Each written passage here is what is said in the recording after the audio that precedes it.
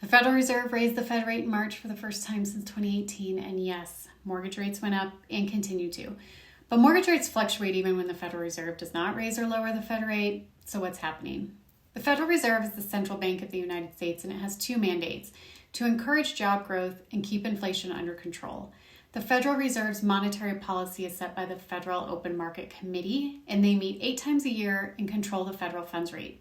This is the rate at which banks borrow from one another. And this rate has the most significant impact on short-term credit with variable interest, such as consumer credit cards and home equity lines of credit.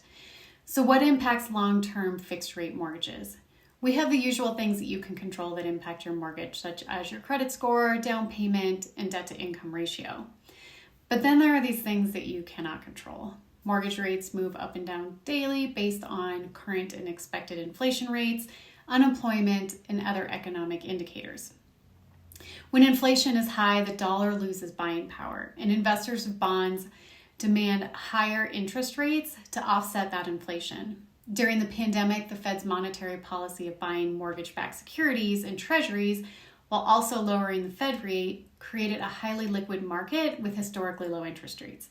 Now that we hit record low unemployment and are experiencing rapidly rising inflation, the Federal Reserve is reversing its action by raising the Fed rate and allowing those same assets it bought during the pandemic to run off its balance sheet, with the intention of slowing down an overheating economy.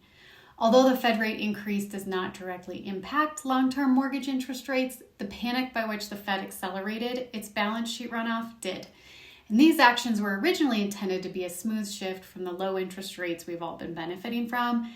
However, the appearance of the Fed being a little late to the party created uncertainty in the bond market and faster than expected rise in the 10-year Treasury bond yields.